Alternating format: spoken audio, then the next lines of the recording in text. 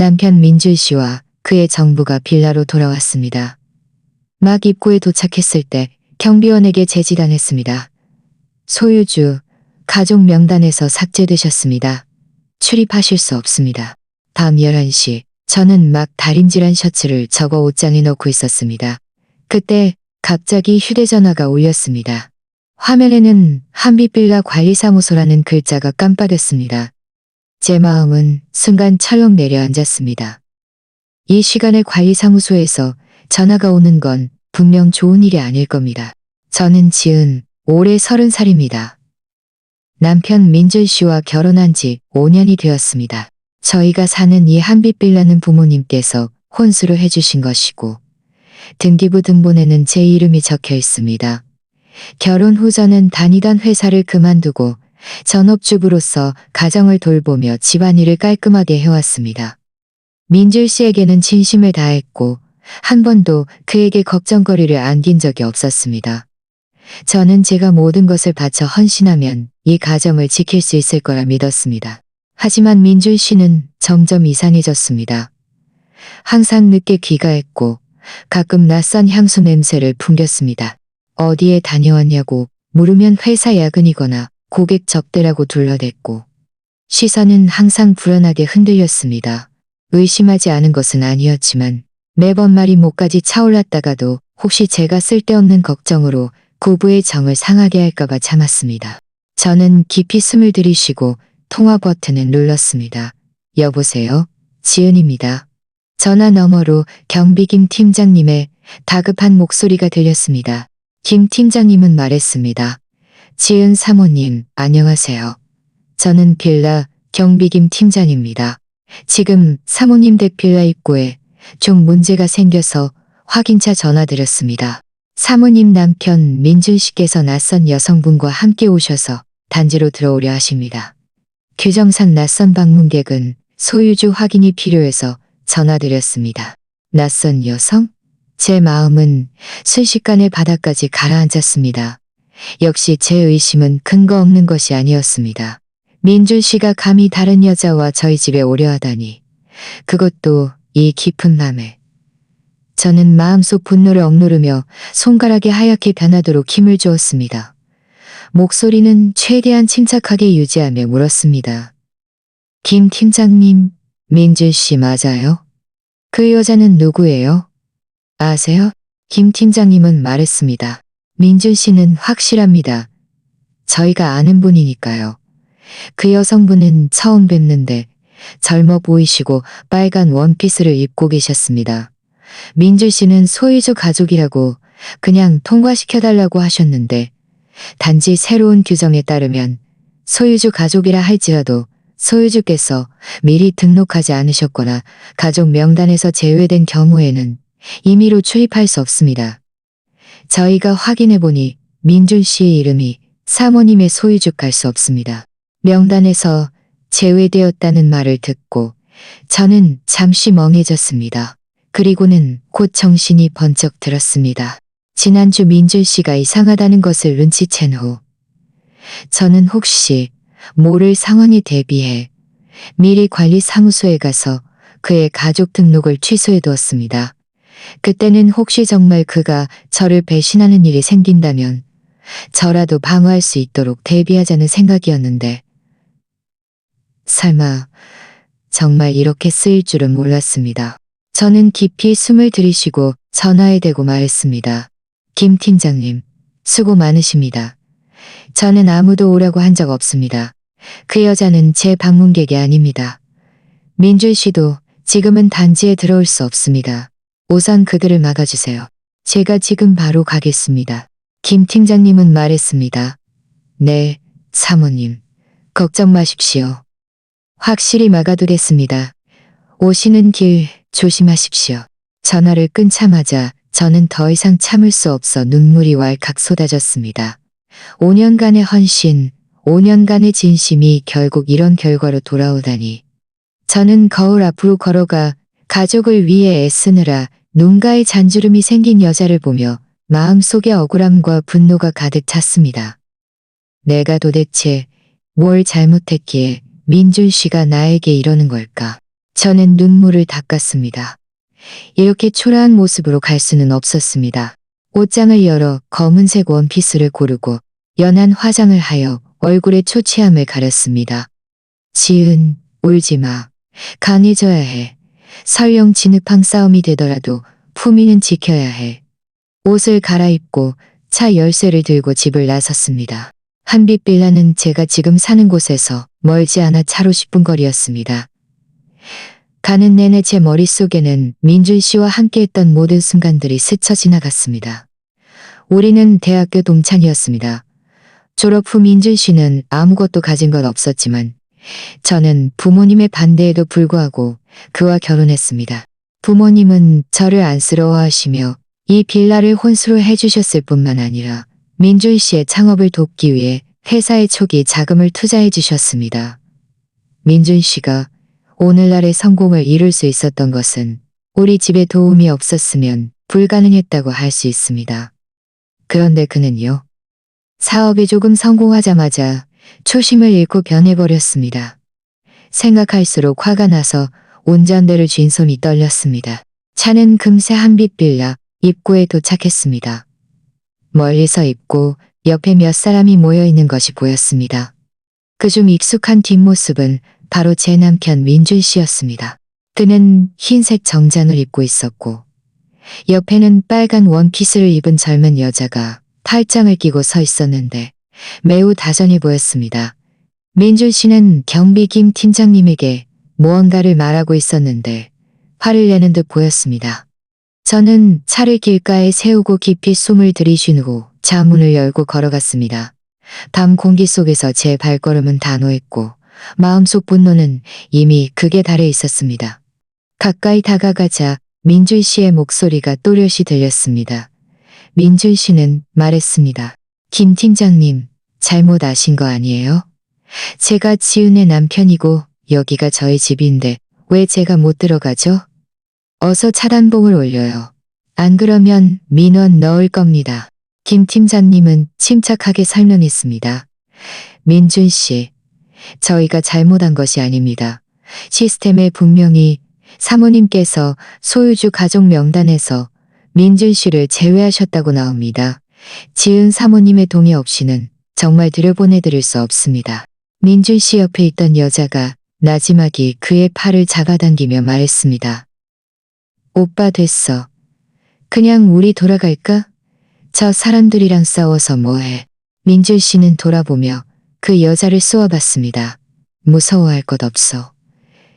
여기가 내 집인데 내가 들어가고 싶으면 들어가는 거지. 말을 마치고 그는 다시 김 팀장님에게 돌아섰고 목소리는 더욱 거칠어졌습니다. 마지막으로 말하는데 어서 문 열어. 안 그러면 가만두지 않을 거야. 저는 멀지 않은 곳에 서서 이 광경을 차갑게 지켜보았습니다. 마음속에는 억울함 대신 차가운 실망감만이 남았습니다. 저는 헛기침을 하고 입을 열었습니다. 민준 씨, 어느 집에 들어가고 싶다는 거죠? 여긴 제 집이에요. 언제부터 민준 씨 집이 됐죠? 제 목소리는 크지 않았지만 고요한 밤에 얼음처럼 현장의 소란을 꿰뚫었습니다. 민준 씨와 그의 옆에 있던 여자는 동시에 돌아보았고 저를 보자마자 둘의 표정이 변했습니다. 민준 씨의 얼굴에는 순간 당황한 기색이 스쳤다가 이내 분노로 바뀌었습니다. 그는 옆에 있던 여자의 손을 뿌리치고 성큼성큼 제 앞으로 다가와 미간을 찌푸리며 말했습니다. 지은, 네가 왜 여기 있어? 너 일부러 기억이 있어. 저는 당당하게 나오는 그의 모습을 보며 마음속 실망감이 더욱 커졌습니다. 이 지경이 되도록 그는 조금의 미안함도 없이 오히려 저를 비난하고 있었습니다. 저는 비웃으며 말했습니다. 망신? 민준 씨가 다른 여자 데리고 내 집에 돌아올 때는 망신당할 생각 안 했어? 제 시선이 그의 옆에 있던 여자에게로 향했습니다. 그 여자는 제 시선에 조금 불편한 듯한 발작 뒤로 물러섰지만 곧 고개를 들었고 눈빛에는 도전적인 기색이 역력했습니다. 그녀는 민준 씨 옆으로 다가가 다시 그의 팔짱을 끼고 나지막이 말했습니다. 오빠, 이분이 지은 언니죠? 언니, 오해하지 마세요. 오빠랑 저는 그냥 평범한 친구 사이예요. 오늘 밤 우연히 만나서 오빠가 저를 집에 데려다 준 것뿐이에요. 평범한 친구가 자기 집에 데려다 주는데 팔짱을 끼고 이렇게 화려하게 차려입고 와. 저는 그녀의 말에 기가 막혀 웃음이 터져 나올 뻔했습니다. 저는 그녀를 무시하고 민준 씨를 바라보며 말했습니다. 평범한 친구? 민준 씨, 나한테 설명해봐. 어떤 평범한 친구를 한밤중에 직접 우리 빌라까지 데려다 줘야 하죠? 민준 씨의 얼굴은 새빨개졌습니다. 자신이 불리하다는 것을 알기에 아무 말도 못하고 저에게 소리쳤습니다. 지은, 너 쓸데없는 소리 하지 마. 나랑 그 사람은 그냥 친구 사이야. 여기서 비꼬지 말고 어서 김 팀장님한테 차단보 올리라고 해. 나 들어가서 쉬어야겠어. 들어가서 쉬어. 저는 그의 옆에 있는 여자를 가리키며 말했습니다. 그 여자랑 같이 들어가겠다고? 민준 씨, 잊었나 본데 이 집은 내 집이야. 등기부 등본에 내 이름이 적혀 있어. 내가 누구를 들어오게 하고 싶으면 들어오게 하는 거고 들어오게 하고 싶지 않으면 못 들어오는 거야. 민준 씨는 제 말에 할 말을 잃었습니다. 그는 몇 초간 멍하니 있다가 다시 뻔뻔스럽게 말했습니다. 지은, 너무 심한 거 아니야? 이 집은 우리 부부 공동 재산이야. 나도 지분이 있다고. 내가 들어가고 싶으면 들어가는 거야. 부부 공동 재산? 저는 가방에서 휴대전화를 꺼내 갤러리를 열어 등기부 등본 사진을 찾아 그의 앞에 내밀며 말했습니다. 민준 씨가 직접 봐. 이 집은 우리 부모님이 혼수를 해주신 거야. 내 개인 재산이라고. 민준 씨와는 아무 상관없어. 그날 내가 마음 약해서 민준 씨를 들어오게 하지 않았으면 민준 씨는 이 단지에 들어올 자격조차 없었을 거야. 민준 씨는 휴대전화 속 등기부 등본 사진을 보며 얼굴이 굳어졌습니다. 그는 제가 하는 말이 사실임을 알았습니다. 이 집은 분명 제 결혼 전 재산이었고 그는 한 푼의 지분도 없었습니다. 하지만 그는 포기하지 않고 경비 김 팀장님에게 돌아섰습니다. 김 팀장님에게 돌아섰습니다. 김 팀장님, 저 사람 말 듣지 마세요. 제가 저 사람 남편이고 부부는 일심동체인데 저 사람 집이 곧 제 집이죠. 김 팀장님은 난처한 표정으로 우리를 보다가 결국 제 옆으로 와서 나지막이 말했습니다. 지은 사모님, 어떻게 할까요? 저는 단호하게 말했습니다. 김 팀장님, 규정대로 하시면 됩니다. 그는 이미 제가 가족 명단에서 제외했습니다. 들여보내지 마세요. 그리고 그 옆에 있는 여자도 들여보내지 마세요. 김 팀장님은 고개를 끄덕이고 민준 씨 앞으로 가서 말했습니다. 민준 씨, 죄송합니다. 지은 사모님께서 민준 씨와 이 여성분을 들여보내지 말라고 명확히 말씀하셨습니다. 저희를 곤란하게 하지 마십시오. 그렇지 않으면 저희는 경찰에 신고할 수밖에 없습니다. 경찰에 신고? 민준 씨는 눈을 크게 뜨고 믿을 수 없다는 듯이 말했습니다. 김 팀장님, 감히 경찰에 신고하겠다고? 내가 당신들 관리사무소 본부장님 아는 거 모르겠어? 당장 당신 해고시킬 수도 있어. 김 팀장님의 표정도 굳어졌습니다. 그는 말했습니다. 민준 씨, 저희는 그저 규정대로 일하는 것입니다. 계속 소란을 피워 단지의 질서를 방해하시면 본부장님을 아신다 해도 저희는 경찰에 신고할 수밖에 없습니다. 민준 씨는 더 할 말이 있는 듯 했지만 옆에 있던 여자가 그의 팔을 잡아당기며 나지막이 말했습니다. 오빠, 저 사람들이랑 싸우지 마. 정말 경찰에 신고하면 우리한테 안 좋아. 그제야 민준 씨는 조금 진정했습니다. 그는 정말 경찰에 신고되어 일이 커지면 자신의 명성에 좋지 않을 것임을 알았습니다. 그는 저를 악의적으로 쏘아보며 말했습니다. 지은, 너 두고 봐. 오늘 나를 못 들어오게 했으니 내일은 후회하게 될 거야. 저는 그의 협박이 조금도 두렵지 않았습니다. 기다릴게, 민준 씨. 민준 씨는 어서 그 평범한 친구 데리고 여기서 떠나는 게 좋을 거야. 여기서 망신당하지 말고. 민준 씨는 이를 갈며 돌아섰고 그 여자는 서둘러 그를 따라갔습니다. 돌아설 때 저를 다시 한번 돌아보았는데 눈빛에는 불만이 가득했습니다. 그들이 초라하게 떠나는 뒷모습을 보며 제 마음속 분노는 마침내 조금 가라앉았지만 뒤이어 깊은 피로감이 몰려왔습니다. 김 팀장님이 제 옆으로 와서 말했습니다. 지은 사모님, 괜찮으십니까? 죄송합니다. 곤란하게 해드려서. 저는 고개를 저으며 말했습니다. 김 팀장님, 수고 많으셨습니다. 오늘 김 팀장님 덕분입니다. 김 팀장님은 말했습니다. 저희가 당연히 해야 할 일입니다. 지은 사모님, 혼자 들어가시는 길 조심하십시오. 무슨 일 있으시면 언제든 전화 주십시오. 저는 고개를 끄덕이고 김 팀장님에게 감사 인사를 전한 후 단지로 들어섰습니다. 익숙한 길을 따라 빌라로 향하는 길, 가로등은 희미한 노란빛을 내며 제 그림자를 길게 늘어뜨렸습니다. 한때 제가 가장 좋아했던 이 길이었습니다. 민준 씨가 늦게 돌아올 때마다 저는 여기서 그를 기다렸습니다. 하지만 지금 이 길은 저에게 한없이 낯설게 느껴졌습니다. 빌라로 돌아와 문을 열었지만 저를 맞이한 것은 따뜻한 불빛이나 익숙한 모습이 아닌 차가운 정적이었습니다. 저는 거실로 걸어가 소파에 앉아 텅 빈 집을 바라보며 다시 눈물을 참지 못하고 흘렸습니다. 5년간의 결혼 생활은 마치 한편의 우스갯소리 같았습니다. 진심을 다해 헌신했지만 결국 이런 결과로 돌아오다니. 저는 휴대전화를 꺼내 한 번호를 찾아 전화를 걸었습니다. 전화는 금세 연결되었고 부드러운 여자의 목소리가 들려왔습니다. 지은아, 왜 이렇게 늦게 전화했어? 무슨 일 있어? 이 여자는 제 가장 친한 친구 서연이었습니다. 우리는 어릴 때부터 함께 살았고 관계는 매우 돈독했습니다. 저는 모든 속마음을 그녀에게 털어놓았습니다. 저는 코를 훌쩍이며 말했습니다. 서연아, 민준 씨가 다른 여자 데리고 우리 집 왔어. 서연은 듣자마자 화를 내며 말했습니다. 뭐? 민준 그 망할 자식. 감히 너한테 이래. 지은아, 너무 상심하지 마. 너 지금 어디야? 내가 갈게. 저는 서둘러 말했습니다. 괜찮아, 서연아. 나 이미 집에 왔어. 너한테 전화한 건 그냥 얘기 좀 하고 싶어서였어. 서연은 말했습니다.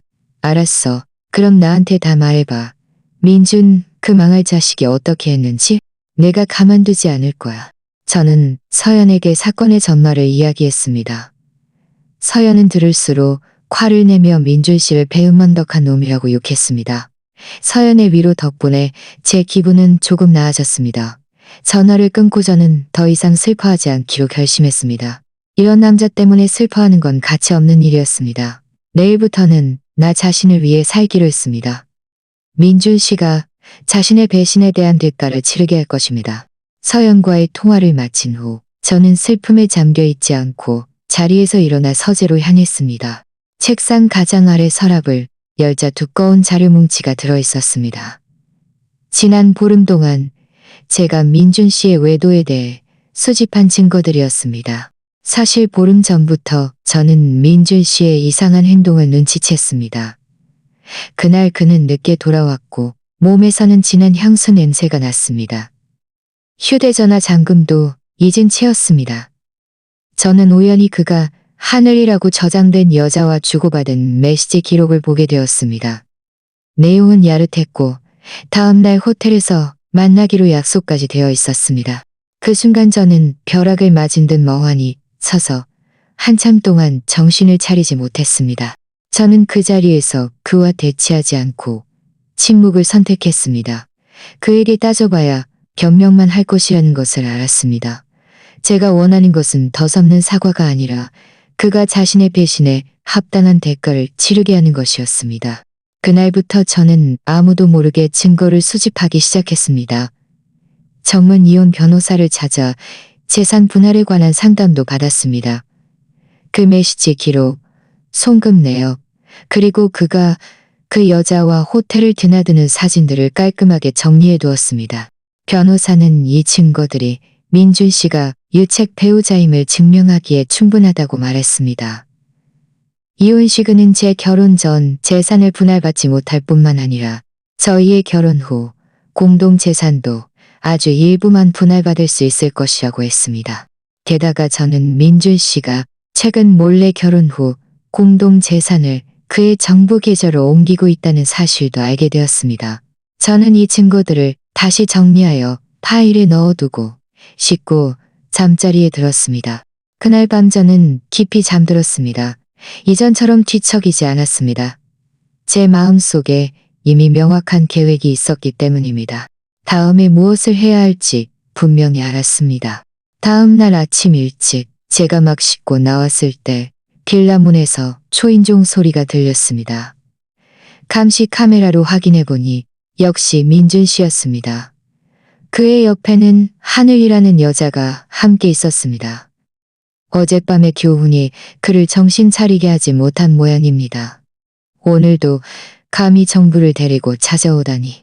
저는 즉시 문을 열지 않고 경비 김 팀장님에게 먼저 전화했습니다. 김 팀장님 죄송하지만 2분 정도 데리고 와주세요. 민준 씨가 또 그 여자랑 우리 집 문 앞에서 소란을 피우고 있어요. 김 팀장님은 말했습니다. 네, 지은 사모님. 지금 바로 가겠습니다.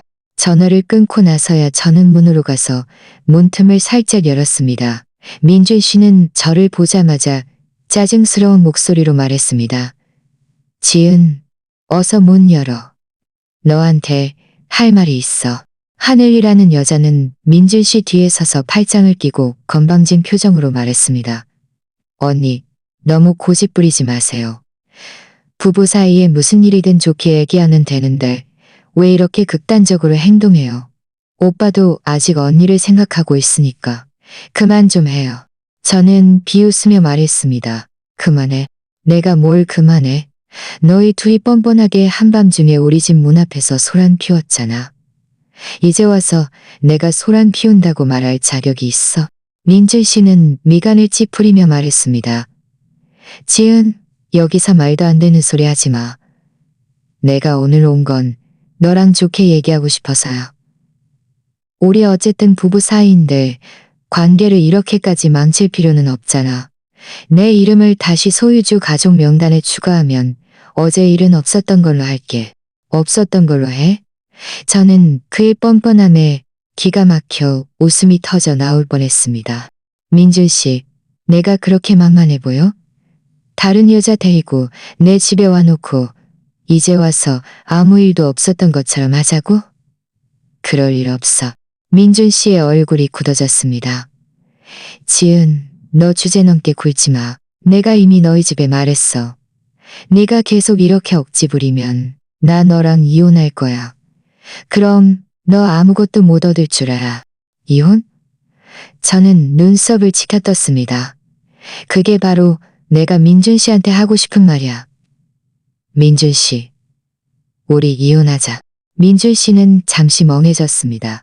제가 이렇게 말할 줄은 예상치 못했던 모양입니다. 정신을 차린 후 그는 비웃으며 말했습니다. 지은, 후회하지 마. 이혼할 수 있어. 하지만 우리 결혼 후 공동재산은 절반을 나눠야 하고 너희 부모님이 내 회사에 투자해 주신 초기 자금도 돌려줘야 해. 꿈깨. 저는 말을 마치고 대문을 활짝 열어 손에 들고 있던 서류 가방을 그의 앞에 던지며 말했습니다. 민준 씨, 직접 봐. 이게 다 민준 씨가 바람피운 증거들이야. 민준 씨가 유책 배우자니까 이혼할 때 내 결혼 전 재산은 물론이고 결혼 후 공동 재산도 아주 일부만 받을 수 있을 거야. 게다가 민준 씨가 몰래 공동 재산을 정부 계좌로 옮긴 것도 내가 증거를 확보했어. 그때 법원이 민준 씨한테 그 돈 전부 토해내라고 할 거야. 민준 씨는 그 사진들과 메시지 기록들을 보자마자 얼굴이 새하얗게 변했습니다. 그는 주저앉아 떨리는 손으로 그 증거들을 허둥지둥 뒤적거렸습니다. 하늘도 옆으로 다가와 그 증거들을 보더니 얼굴이 변했습니다. 그녀는 민준 씨가 자신과 이렇게 많은 야릇한 대화를 나누고 돈까지 자신의 계좌로 보냈을 줄은 몰랐던 모양입니다.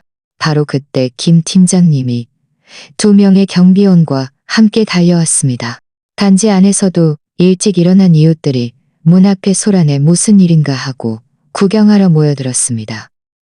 민준 씨는 구경하는 이웃들을 보자 얼굴이 불그락불락해졌습니다. 그는 서둘러 그 증거들을 거두어들이고 저에게 소리쳤습니다. 지은, 너 미쳤어? 이런 걸 다른 사람들한테 보여주다니. 내가 미쳤다고? 저는 주위 이웃들이 모두 들을 수 있도록 목소리를 높였습니다. 내가 미친 게 아니라 민준 씨가 미친 거야. 너 배은망덕한 놈이야. 우리 부모님이 돈 대줘서 네가 창업하게 했고 나는 회사 그만두고 집에서 너를 돌봤는데 너는 나 몰래 다른 여자랑 놀아나고 우리 공동 재산까지 가로채려 했어. 오늘 내가 모든 사람에게 민준 씨가 어떤 사람인지 보여줄 거야. 저는 민준 씨와 하늘이 호텔을 드나드는 사진을 들고 구경하는 이웃들에게 밀며 말했습니다. 여러분, 보세요. 이게 제 좋은 남편 민준 씨입니다. 이게 그가 말하는 야근 접대입니다. 그는 이 여자랑 밖에서 흥청망청 놀아났어요. 이웃들은 사진을 받아들고 웅성거렸습니다. 어떤 이는 민준 씨가 이런 사람일 줄이야. 평소엔 착해 보였는데 라고 말했고 또 다른 이는 지은 사모님 정말 불쌍하다. 이 가정을 위해 이렇게 많이 헌신했는데 이렇게 당하다니라고 말했습니다. 민준 씨는 사람들의 말에 얼굴을 들 수 없을 지경이 되어 땅속으로라도 숨고 싶어 했습니다. 그는 저를 악의적으로 쏘아보며 하늘의 손을 잡고 서둘러 그곳을 떠나려 했습니다. 제가 어떻게 그가 그렇게 쉽게 떠나게 내버려 두겠습니까? 저는 그를 막아서며 말했습니다. 민준 씨, 가지마. 우리 일 아직 안 끝났잖아. 네가 가로챈 공동재산은 언제 돌려줄 거야? 그리고 네가 나한테 빚진 젊은 시절 손해 배상금, 정신적 피해 보상금은 어떻게 계산할 거야? 하늘은 민준 씨가 이제 망신을 당하고 돈까지 물어줘야 할 상황이 되자 자신도 당황했습니다. 그녀는 민준 씨의 손을 뿌리치며 말했습니다. 오빠 부부 일은 오빠가 알아서 해결해. 나 끌어들이지 마. 나는 오빠랑 그냥 놀았던 것뿐이야. 오빠가 이런 사람일 줄은 몰랐어. 말을 마치고 그녀는 뒤도 돌아보지 않고 도망쳤습니다. 민준 씨는 하늘이 이 순간 자신을 버릴 줄은 예상치 못해 멍하니 서 있었고 얼굴은 더욱 굳어졌습니다. 구경하던 이웃들은 이 광경을 보고 모두 웃음을 참지 못했습니다. 민준 씨는 자신의 체면이 땅에 떨어졌다고 생각했습니다. 그는 저를 쏘아보며 말했습니다. 지은, 너 두고 봐. 그리고는 초라하게 도망쳤습니다. 민준 씨가 초라하게 도망치는 뒷모습을 보며 제 마음속은 한결 후련해졌습니다. 이건 시작에 불과해. 그가 자신의 배신에 더욱 비참한 대가를 치르게 할 거야. 이웃들은 모두 저에게 다가와 잘했다고 위로하며 그런 남자에게는 정을 줄 필요가 없다고 말했습니다. 저는 모두에게 감사 인사를 전하고 대문을 닫고 집으로 돌아왔습니다. 막 앉자마자 휴대전화가 울렸습니다. 엄마에게 온 전화였습니다. 엄마는 전화로 다급하게 말했습니다. 지은아, 너 민준이랑 도대체 무슨 일이야? 민준이가 나한테 전화해서 네가 말도 안 되는 소리 하고 자기를 쫓아냈다고 하면서 나보고 너한테 말 좀 해달라고 하더라. 저는 민준 씨가 적반하장격으로 고자질하려 한다는 것을 알았습니다. 저는 침착하게 말했습니다. 엄마, 민준 씨 말 듣지 마세요. 그 사람 바람 피웠고 정부 데리고 우리 집에 왔어요. 증거도 있어요. 제가 이미 이혼 신청했어요. 잠시 후에 제가 엄마한테 증거 보낼게요. 그럼 무슨 일인지 아실 거예요. 엄마는 듣자마자 화를 내며 말했습니다. 뭐? 민준 그 망할 자식. 감히 바람을 피워? 지은아, 너무 상심하지 마. 엄마는 네 이혼을 지지해. 그런 남자는 네가 미련을 가질 가치도 없어. 엄마의 지지를 받으니 제 마음은 더욱 든든해졌습니다. 저는 엄마에게 몇 마디 위로의 말을 전하고 전화를 끊었습니다. 그리고 민준 씨의 외도 증거를 엄마에게 보냈습니다. 부모님께서 그렇게 좋게 보셨던 이 사위가 도대체 어떤 사람인지 보시라고 엄마에게 증거를 보낸 지 얼마 지나지 않아 아빠에게 전화가 왔습니다. 아빠는 전화로 화가 나서 목소리가 떨렸습니다. 아빠는 말했습니다. 지은아, 민준 그 배은망덕한 놈. 내가 그때 너한테 그 놈이랑 결혼하는 거 동의하지 말았어야 했어. 더군다나 그놈한테 초기 자금을 투자해주지 말았어야 했어. 걱정 마. 아빠는 항상 네 편이야. 이혼하는 거 우리가 지지한다. 무슨 도움이 필요하면 언제든 아빠 우리가 지지한다. 아빠의 말을 듣자 제 마음은 따뜻해졌습니다. 부모님의 지지를 받으니 이혼 결심이 더욱 확고해졌습니다. 저는 아빠에게 말했습니다. 걱정 마세요. 제가 이미 변호사도 선임했고 증거도 충분히 모았어요. 그 사람이 한 푼도 못 가져가게 할 거예요. 전화를 끊고 저는 변호사에게 전화해서 이혼 소송에 대해 상의하려던 참이었습니다. 그때 제 휴대전화가 다시 울렸습니다. 이번에는 민준 씨에게 온 전화였습니다. 저는 잠시 망설이다 통화 버튼을 눌렀습니다. 전화 너머로 민준 씨의 격분한 목소리가 들렸습니다. 민준 씨는 말했습니다. 지은, 네가 내 외도 사실을 너희 부모님한테 말했지? 그들이 방금 나한테 전화해서 나를 엄청 혼냈어. 너 대단하다. 지은, 감히 나를 고자질해. 저는 비웃으며 말했습니다. 고자질? 민준 씨는 아직도 그런 말을 할 자격이 있어? 민준 씨가 그런 짓을 저질렀으면 다른 사람이 아는 걸 두려워하지 말았어야지. 우리 부모님이 민준 씨를 혼낸 건 민준 씨가 마땅히 받아야 할 일이야. 민준 씨는 말했습니다. 지은, 너무 우쭐대지 마. 네가 이 일을 우리 부모님한테 말해도 소용없어. 이혼할 수 있어. 하지만 재산은 절반을 나눠야 하고 내 회사 지분도 우리 공동 재산이니까 절반을 나눠야 해. 안 그러면 나 이혼 안 하고 계속 질질 끌어서 네가 영원히 재혼 못하게 할 거야. 이혼을 질질 끌겠다고? 저는 눈썹을 치켜떴습니다. 민준 씨, 내가 민준 씨가 질질 끄는 걸 무서워할 줄 알아? 내가 말해줄게. 설령 3년 5년 질질 끌어도 나는 감당할 수 있어. 그리고 민준 씨가 정말 재산을 분할받을 수 있을 거라고 생각해? 민준 씨는 비웃으며 말했습니다. 왜 못 받아?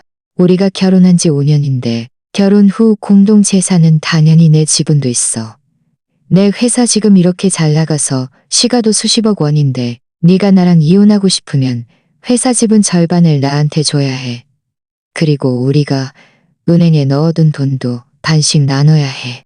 저는 그의 순진함에 기가 막혀 웃음이 터져 나올 뻔했습니다. 민준 씨, 혹시 민준 씨 회사 초기 자금이 우리 부모님 돈으로 시작됐다는 거 잊었어? 그때 우리 부모님이 민준 씨한테 2억 원을 투자해 주셨고 이 2억 원은 나에게 주는 돈인데 민준 씨가 창업에 쓰도록 한 것뿐이라고 분명히 말씀하셨어. 나중에 회사가 이익을 냈을 때도 민준 씨는 이 돈을 우리 부모님한테 돌려주지 않고 오히려 자기 거라고 우겼어. 이제 와서 회사 지분을 나누겠다고? 꿈깨. 민준 씨는 말했습니다. 그건 너희 부모님이 자발적으로 나한테 준 초기 자금인데 어떻게 네 거라고 할 수 있어? 그리고 회사는 내가 직접 키운 건데 너랑은 아무 상관없어. 지분은 절반을 줘야 해. 그리고 은행에 있는 예금도 네가 감추려 하면 내가 법원에 고소할 거야. 나랑 아무 상관없어? 저는 목소리를 높였습니다. 민준 씨, 양심의 손을 얹고 말봐. 회사가 시작될 때 누가 밤낮으로 민준 씨 회사 살림을 도왔어? 누가 민준 씨가 야근할 때 먹을 것을 가져다 줬어? 누가 민준 씨가 어려움에 처했을 때 옆에서 위로해줬어? 이 몇 년 동안 내가 민준 씨를 위해, 이 가정을 위해 얼마나 헌신했는지 민준 씨는 모르고 있어. 민준 씨는 제 말에 할 말을 잃었습니다. 하지만 그는 포기하지 않고 말했습니다. 네가 회사에 이런 일들을 했다 해도 회사가 내가 창립한 사실은 변하지 않아. 지분은 반드시 나눠야 해. 그리고 은행 예금도 네가 감추려 하면 내가 법원에 고소할 거야. 은행 예금? 저는 웃으며 말했습니다. 민준 씨, 혹시 내가 아직도 예전처럼 바보 같아서 모든 돈을 우리 공동 계좌에 넣어뒀을 거라고 생각해? 내가 말해줄게. 보름 전 민준 씨가 바람 피운 걸 알았을 때 나는 이미 우리 공동 계좌에 있던 돈을 내 개인 계좌로 다 옮겼어. 그리고 민준 씨가 지난 6개월 동안 공동 계좌에서 5천만 원 넘게 빼내서 그 정부 하늘의 계좌로 보낸 것도 내가 확인했어. 이 돈들은 모두 법적 절차를 통해 돌려받을 거야. 민준 씨는 이 말을 듣자마자 얼굴이 새하얗게 변했습니다. 그는 믿을 수 없다는 듯이 말했습니다. 네가 돈을 옮겼다고? 지은, 네가 감히 우리 공동 재산을 옮겨? 너 이거 위법이야. 위법? 저는 비웃으며 말했습니다. 민준 씨, 아직도 내가 위법했다고 말할 자격이 있어? 민준 씨가 먼저 바람 피우고 먼저 몰래 공동 재산을 옮겼잖아. 내가 재산을 옮긴 건 그저 내 합법적인 권리를 보호하기 위해서였어. 게다가 민준 씨가 재산을 옮긴 증거는 이미 내 변호사에게 다 넘겼어. 그때 법원이 민준 씨를 유책 배우자로 판결해서 재산도 못 받게 하고 민준 씨가 옮긴 돈도 토해내라고 할 거야. 민준 씨는 말했습니다. 너 거짓말하지 마. 나는 재산을 옮긴 적 없어. 그 돈은 내가 하늘에게 준 용돈이야. 너랑 상관없어. 용돈? 저는 그의 말에 기가 막혀 웃음이 터져 나올 뻔했습니다. 민준 씨, 5천만 원 넣는 용돈이라니 정말 통이 크네. 법원이 민준 씨의 말도 안 되는 소리를 믿을 거라고 생각해. 내가 말해줄게. 그 송금 기록들은 다 내가 인쇄해뒀어. 그리고 민준 씨와 하늘의 메시지 기록에도 이 돈들이 민준 씨가 옮긴 공동 재산이라고 명확히 언급되어 있어. 이 증거들이면 민준 씨가 가만두지 않을 거야. 민준 씨는 완전히 당황했습니다. 그는 말했습니다. 지은, 너무 심한 거 아니야? 우리 어쨌든 부부 사이인데 나한테 여지라도 좀 남겨줄 수 없어? 저는 차갑게 말했습니다. 민준 씨, 다른 여자 데리고 내 집에 와서 나를 쫓아내려 할 때는 나한테 여지 남겨줄 생각 안 했어. 몰래 공동 재산을 옮겨서 나를 빈털터리로 만들려 할 때는 나한테 여지 남겨줄 생각 안 했어. 이제 와서 나한테 여지를 말해? 이제 와서 나한테 여지를 말해. 늦었어. 말을 마치고 저는 바로 전화를 끊고 민준 씨의 번호를 차단 목록에 추가했습니다. 저는 더 이상 이런 사람과 말싸움으로 시간을 낭비하고 싶지 않았습니다. 전화를 끊은 후 저는 변호사 박 변호사님에게 전화해서 민준 씨와의 통화 내용을 모두 말씀드렸습니다. 박 변호사님은 말했습니다. 지은 사모님, 잘하셨습니다. 민준 씨는 유책 배우자이고 게다가 공동 재산은 탱이까지 존재합니다. 법원 판결 시 사모님께 유리하게 작용할 것입니다. 걱정 마십시오. 최대한 빨리 이혼 소송장을 작성하여 법원에 제출하겠습니다. 네, 수고 많으십니다. 박 변호사님. 변호사와의 통화를 끊자 제 마음속 한 덩어리 돌이 마침내 떨어져 나갔습니다. 민준 씨가 더 이상 큰 파장을 일으키지 못할 것이라는 것을 알았습니다. 이제 저는 그저 법원의 판결을 인내심을 가지고 기다리기만 하면 되었습니다. 오후에 서연이 저를 보러 왔습니다. 그녀는 문에 들어서자마자 저를 크게 안아주며 말했습니다. 지은아, 괜찮아. 민준 그 망할 자식이 또 너한테 전화했다고 들었어. 너를 괴롭히지는 않았어? 저는 고개를 저으며 말했습니다. 나 괜찮아. 그 사람 지금은 가을 메뚜기처럼 얼마 못 갈 거야. 이미 모든 증거를 변호사한테 넘겼어. 곧 이혼 소송 시작할 거야. 서연은 말했습니다. 다행이다. 그런 망할 놈은 빈털터리가 돼야지.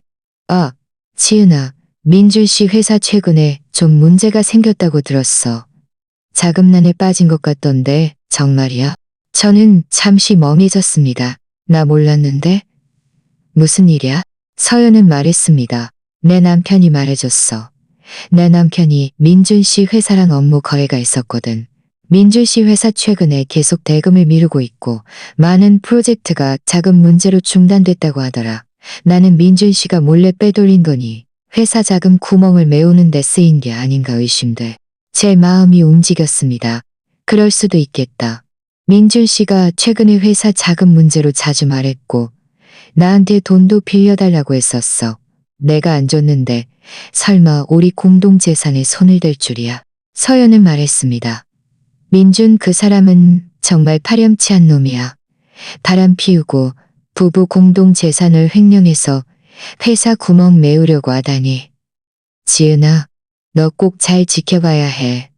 또 무슨 짓을 할지 몰라. 저는 말했습니다. 알았어. 그럴게. 변호사님이 나를 지켜보고 있으니 딴짓 못할 거야. 서연은 저희 집에서 한동안 저와 이야기하며 위로해준 후 돌아갔습니다. 서연이 떠난 후 저는 혼자 거실에 앉아 앞으로의 계획을 생각했습니다. 이혼 후에는 이 슬픈 추억이 가득한 빌라에서 더 이상 살고 싶지 않았습니다. 이 집을 팔고 다른 곳으로 이사가서 새로운 삶을 시작하고 싶었습니다. 바로 그때 제 휴대전화가 다시 울렸습니다. 낯선 번호였습니다. 저는 잠시 망설이다 전화를 받았습니다. 전화 너머로 낯선 여자의 목소리가 들렸습니다. 그 여자는 말했습니다. 지은 씨, 맞으신가요? 저는 하늘의 친구입니다. 드릴 말씀이 있습니다. 전화 너머에서 자신이 하늘의 친구라고 말하는 것을 듣자 제 마음은 철렁했습니다. 그녀가 저를 찾아온 이유가 무엇인지 알 수 없었습니다. 저는 차분하게 말했습니다. 네, 지은입니다. 무슨 일로 찾아오셨죠? 그 여자는 말했습니다. 지은 씨와 민준 씨가 이혼 문제로 싸우고 있다는 것, 그리고 민준 씨가 바람 피웠다는 것을 알고 있습니다. 하늘의 친구인 제가 오늘 지은 씨를 찾아온 것은 민준 씨와 하늘에 대한 이야기를 해드리려고 합니다. 제 마음이 움직였습니다. 무슨 얘기를 해줄 건데요? 그 여자는 말했습니다. 지은 씨, 혹시 하늘이 이미 민준 씨와 연락을 끊었다고 생각하시나요? 사실은 그렇지 않습니다. 그날 지은 씨 집 앞에서 하늘이 민준 씨와 헤어지는 척했던 건 지은 씨와 구경꾼들에게 보여주기 위한 연극이었을 뿐입니다. 그녀는 민준 씨를 떠날 생각이 전혀 없었습니다.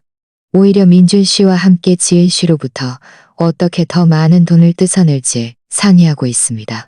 저는 하늘이 민준 씨와 정말 헤어진 것이 아니라는 것을 이미 짐작하고 있었습니다. 이 말을 듣고도 놀라지 않았습니다. 저는 말했습니다. 그들이 나한테 어떻게 돈을 뜯어내려 한다는 거죠? 그 여자는 말했습니다. 민준 씨가 하늘에게 말하기를 지금은 지은 씨 재산을 분할받지 못하고 회사도 자금난에 처해 있어서 지은 씨로부터 돈을 받아야만 회사 위기를 해결할 수 있다고 했습니다. 그러면 하늘에게 큰 돈을 주고 결혼하겠다고 약속했습니다. 그래서 그들 둘은 지은 씨가 일하는 곳으로 가서 지은 씨를 애워싸고 사람들 앞에서 지은 씨가 결혼 생활 중 재산을 은닉하고 남편을 버렸다고 비난하며 돈을 내놓으라고 비난하며 설마 그들이 이렇게 파렴치하게 저에게 돈을 강요할 생각을 하다니. 저는 차갑게 말했습니다. 그들이 언제 올 계획이죠? 그 여자는 말했습니다. 그들은 내일 오후 지은 씨 퇴근 시간에 회사 건물 아래에서 지은 씨를 기다릴 계획입니다.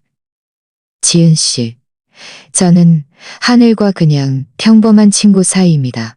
저는 그녀의 이런 탐욕스러운 행동을 참을 수 없고 민준 씨 같은 배은망덕한 남자도 참을 수 없어서 지은 씨에게 알려드리는 겁니다. 내일 꼭 조심하세요. 저는 이 여자에게 감사의 마음이 들었습니다. 고마워요. 이런 걸 알려줘서 왜 저를 돕는 거죠? 그 여자는 말했습니다. 저는 그들의 행동을 참을 수 없을 뿐입니다. 지은 씨는 좋은 사람이니 그들에게 이렇게 당해서는 안 됩니다. 더 이상 말하면 하늘이 알게 될까 봐요. 말을 마치고 그녀는 전화를 끊었습니다. 전화를 끊은 후 제 마음은 매우 평온했습니다. 조금의 당황스러움도 없었습니다. 민준 씨가 외도한 것을 알았을 때부터 저는 이미 모든 돌발 상황에 대비할 준비를 마쳤습니다.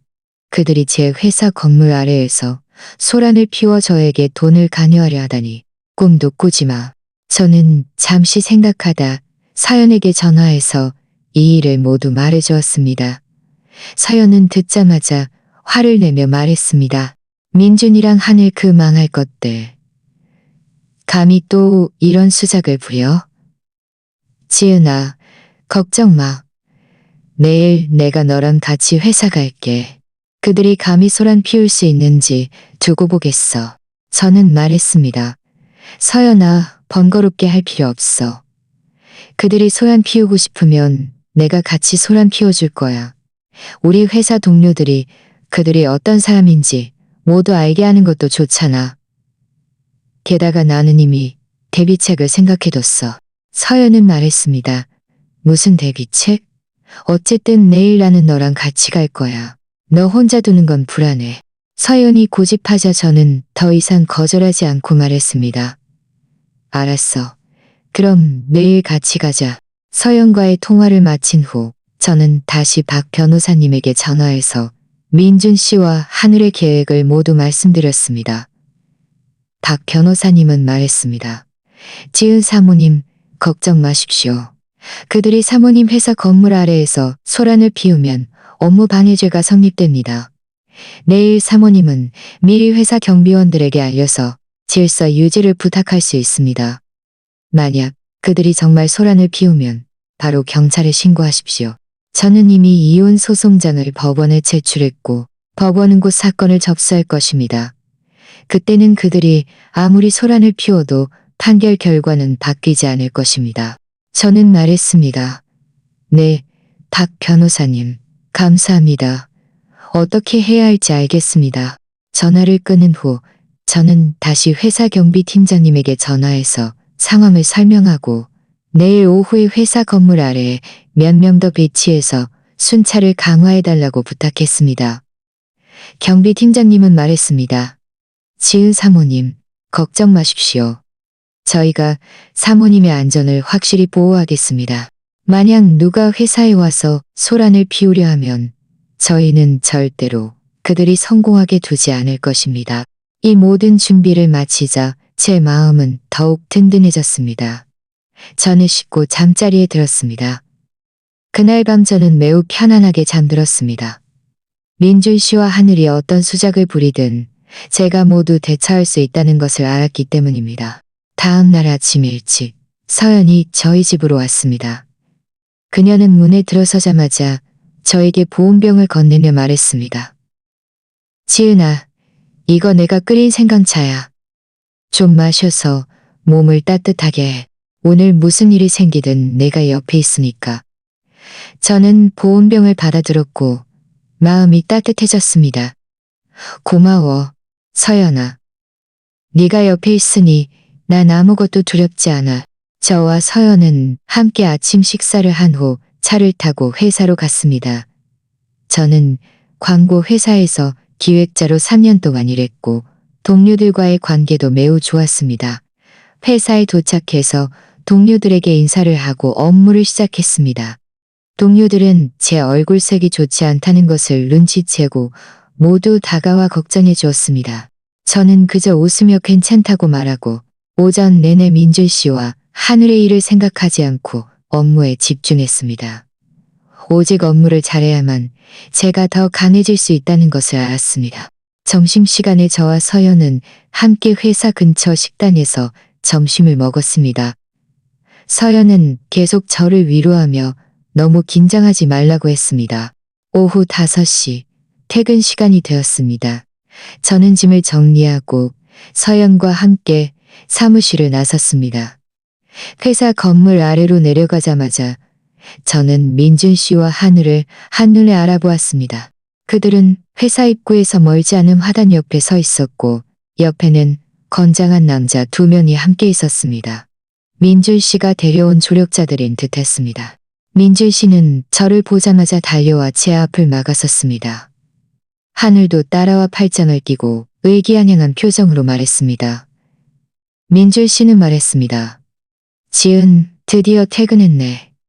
내가 오늘 너를 찾아온 건 재산 분할에 대해 좋게 얘기하고 싶어서야. 네가 현명하다면 어서 회사 지분 절반이랑 예금 절반을 나한테 줘.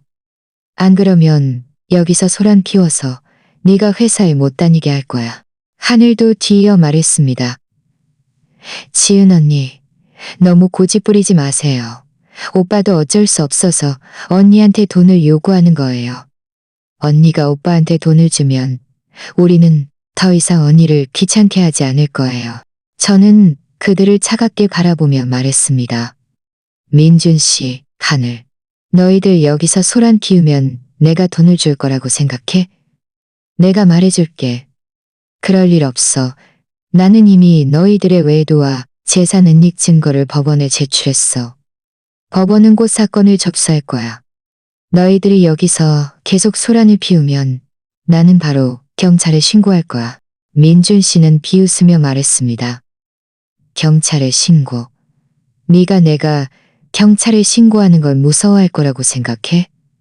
나는 오늘 모든 사람에게 너 지은이라는 여자가 결혼 생활 중 재산을 은닉하고 남편을 버린 정말 도덕적으로 타락한 여자라는 것을 알릴 거야. 민준 씨의 고함 소리는 퇴근하는 많은 동료들과 지나가는 행인들의 시선을 끌었습니다. 모두 모여들어 저를 향해 소곤거렸습니다. 사연은 즉시 앞으로 나서서 큰 소리로 말했습니다. 여러분, 저 사람 말 듣지 마세요. 민준 씨가 먼저 바람 피웠고 몰래 부부 공동 재산을 빼돌렸어요. 지은은 그저 자신의 합법적인 권리를 보호하고 있을 뿐입니다. 저도 휴대전화를 꺼내 갤러리를 열어 민준 씨와 하늘의 외도 증거를 모두에게 보여주며 말했습니다. 여러분 보세요. 이게 제 좋은 남편 민준 씨입니다. 이게 그가 말하는 하늘과 그냥 평범한 친구 사이라는 증거입니다. 그들은 바람 피웠을 뿐만 아니라 소란을 피워서 저에게 돈을 강요하려 하고 있습니다. 사람들은 사진을 본 후 웅성거렸습니다. 어떤 이는 원래 이런 거였어? 저 남자 정말 파렴치하네라고 말했고 또 다른 이는 저 여자도 좋은 사람은 아니네. 남의 가정을 파괴하다니라고 말했습니다. 민준 씨와 하늘은 사람들의 말에 얼굴을 들 수 없을 지경이었습니다. 민준 씨는 격분하여 자신이 데려온 두 남자에게 눈짓을 보냈습니다. 내 휴대전화 빼서. 그 두 남자는 즉시 달려와 제 휴대전화를 뺏으려 했습니다. 바로 그때 회사 경비팀장님이 몇 명의 경비원과 함께 달려와 그 두 남자를 막아섰습니다. 경비팀장님은 말했습니다. 무슨 짓을 하는 겁니까? 대낮에 감히 물건을 빼앗으려 하다니. 민준 씨는 말했습니다. 이건 저와 제 아내의 일이니 당신들과 상관없습니다. 어서 비키세요. 경비팀장님은 말했습니다. 지은 사모님은 저희 회사 직원입니다. 저희는 그녀의 안전을 보호할 의무가 있습니다. 당신들이 여기서 계속 소란을 피우면 저희는 경찰에 신고할 것입니다. 민준 씨는 제가 미리 경비원들을 준비해뒀을 줄은 예상치 못해 잠시 멍해졌습니다. 바로 그때 멀리서 사이렌 소리가 들려왔습니다. 사실 경비팀장님은 민준 씨 일행을 보자마자 몰래 경찰에 신고했던 것입니다. 민준 씨와 하늘은 사이렌 소리를 듣자마자 얼굴이 새하얗게 변했습니다. 그들은 경찰에 끌려가면 일이 커질 것임을 알았습니다. 민준 씨는 저를 악의적으로 쏘아보며 말했습니다. 지은, 너 두고 봐. 그리고는 하늘과 그 두 남자를 데리고 초라하게 도망쳤습니다. 그들이 초라하게 도망치는 뒷모습을 보며 제 마음속은 한결 후련해졌습니다. 구경하던 동료들과 행인들은 모두 저에게 박수를 치며 잘했다고 말했습니다. 저는 모두에게 감사 인사를 전하고 서연과 함께 회사를 나섰습니다. 가는 길에 서연은 말했습니다. 지은아, 오늘 정말 대단했어. 그들이 한 푼도 못 가져가게 했어. 저는 웃으며 말했습니다. 다 그들이 자초한 일이야. 내가 만만해 보였겠지. 하지만 나는 이미 준비를 다 해뒀어. 서연은 말했습니다. 하지만 너도 조심해야 해. 민준 그 망할 자식은 분명히 가만히 있지 않을 거야. 또 너를 괴롭히러 오면 꼭 나한테 말해줘. 저는 말했습니다. 알았어. 조심할게. 변호사님과 너희들이 있으니 난 아무것도 두렵지 않아. 집에 돌아온 후 저는 박 변호사님에게서 전화가 왔습니다. 박 변호사님은 말했습니다. 지은 사모님, 법원에서 이미 사건을 접수했습니다. 제가 민준 씨에게 소환장을 보냈습니다. 곧 재판이 시작될 것입니다. 저는 말했습니다. 네, 박 변호사님, 수고 많으셨습니다. 전화를 끊자 제 마음속 한 덩어리 돌이 마침내 떨어져 나갔습니다. 민준 씨 그 망할 놈에게서 벗어날 날이 멀지 않았다는 것을 알았습니다. 저는 소파에 앉아 창밖의 밤하늘을 바라보며 마음속에 기대감이 가득 찼습니다. 이혼 후의 새로운 삶을 기대하며 다시 시작할 수 있기를 기대했습니다. 법원 사건 접수 소식은 저를 완전히 안심시켰습니다. 민준 씨가 조금은 자제할 것이라고 생각했지만 그는 여전히 포기하지 않았습니다. 사흘 후 아침, 제가 막 회사 건물 아래에 도착했을 때 민준 씨가 혼자 회사 대문 옆에 쭈그리고 앉아있는 것을 보았습니다. 그의 눈빛은 음침하게 저를 노려보고 있었습니다. 제 마음은 철렁 내려앉았습니다. 설마 또 왔어? 하지만 저는 물러서지 않고 허리를 곧추 세우고 회사 입구로 걸어갔습니다. 그의 앞에 다다랐을 때 민준 씨가 갑자기 일어서서 제 앞을 막아섰습니다. 민준 씨는 말했습니다. 지은, 멈춰. 너한테 할 말이 있어. 저는 차갑게 말했습니다. 민준 씨랑 나랑 할 말 없어. 법원에서 이미 사건 접수했어. 할 말 있으면 법정에서 해. 민준 씨는 말했습니다. 법정? 내가 말해줄게, 지은. 설령 법정에 가도 너를 가만두지 않을 거야. 네가 재산을 절반 주지 않으면 나는 매일 내 회사에 와서 소란 피워서 네가 출근 못하게 하고 이 업계에서 고개 들고 다니지 못하게 할 거야. 그의 목소리는 매우 컸고 출근하는 많은 동료들의 시선을 끌었습니다. 모두 걸음을 멈추고 호기심 어린 눈으로 우리를 바라보았습니다. 저는 그가 이런 식으로 저를 협박하여 타협하게 만들려 한다는 것을 알았지만 그의 뜻대로 할 수는 없었습니다. 저는 깊이 숨을 들이쉬고 큰 소리로 말했습니다. 민준 씨, 여기서 억지 부리지 마. 네가 먼저 바람 피웠고 나중에 공동재산을 네겠어. 이것들은 모두 명백한 사실이야. 법원이 공정한 판결을 내릴 거야. 네가 매일 여기에 와서 소란 피워도 아무것도 바뀌지 않아. 민준 씨는 제 말에 얼굴이 불그락불락해졌습니다. 그는 격분하며 말했습니다. 네가 내가 소란 피울 수 없을 거라고 생각해?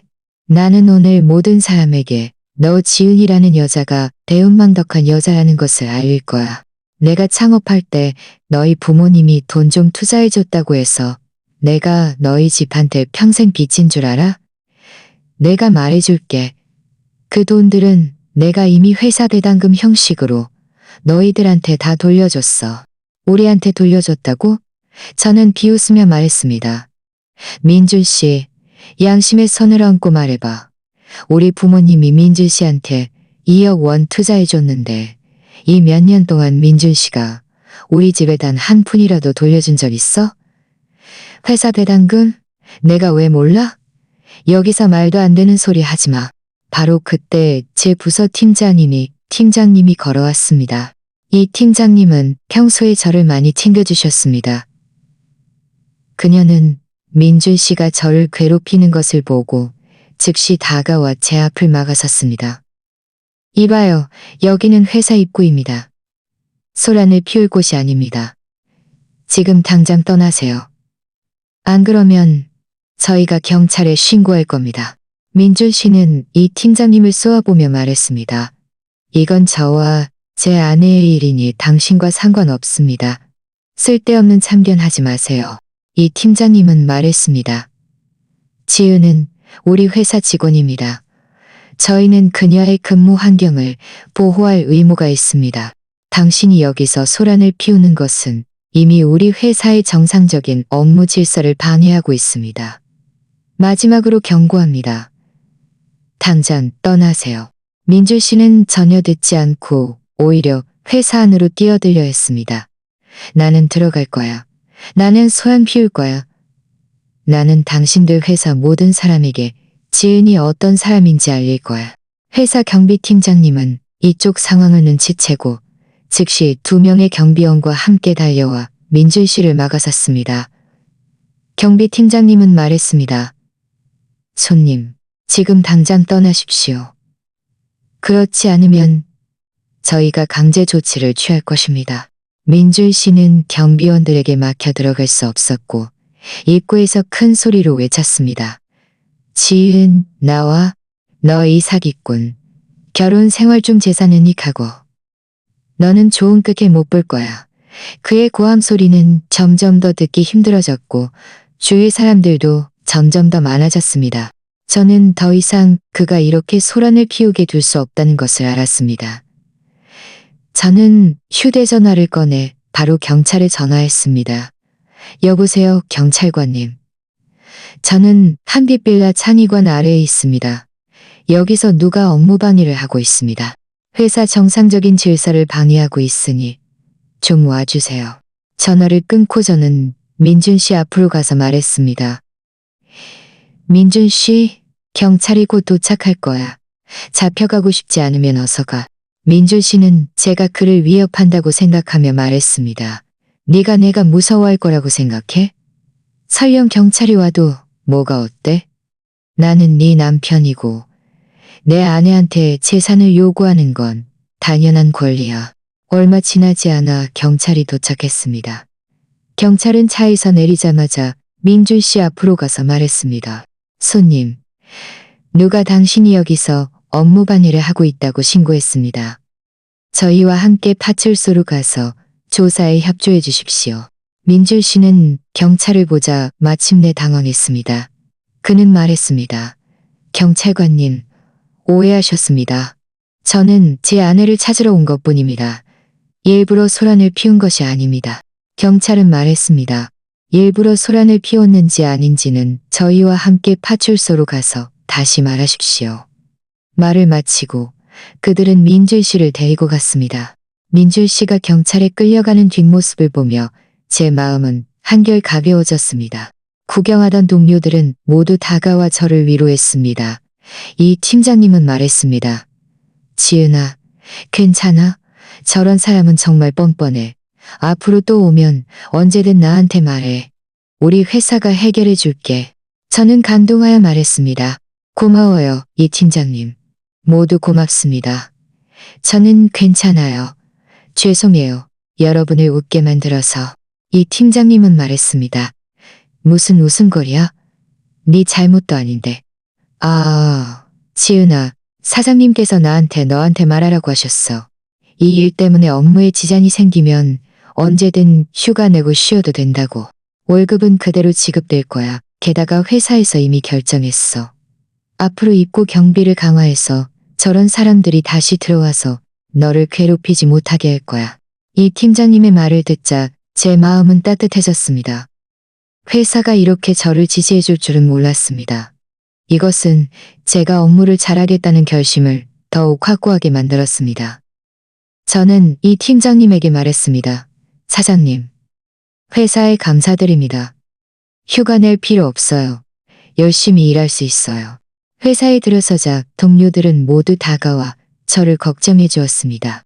어떤 동료는 따뜻한 물 한 잔을 건네주었고 어떤 동료는 저런 뻔뻔한 사람과 싸우지 말라고 위로해 주었습니다.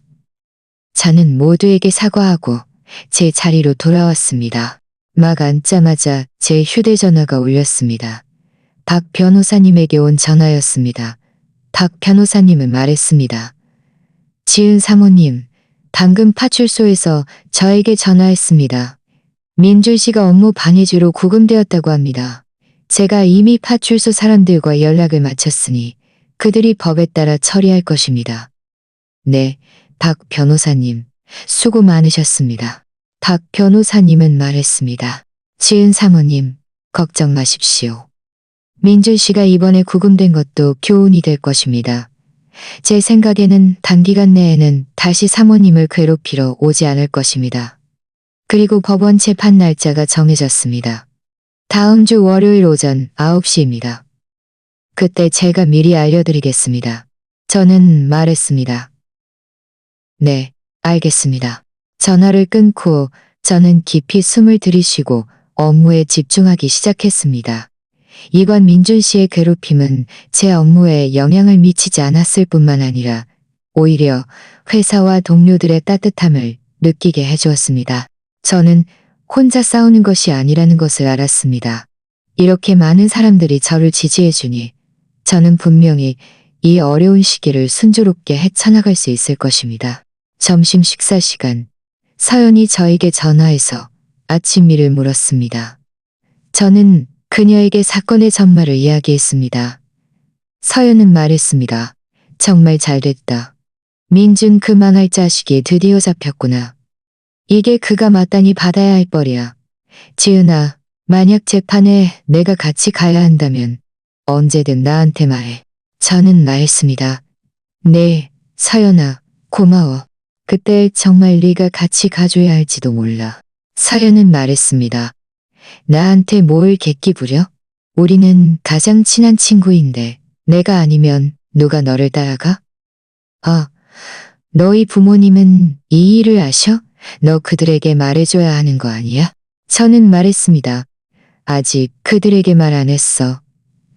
걱정하실까봐. 재판할 때쯤 말해야겠지. 서연은 말했습니다. 그래도 좋지만 너 자신도 안전에 주의해야 해.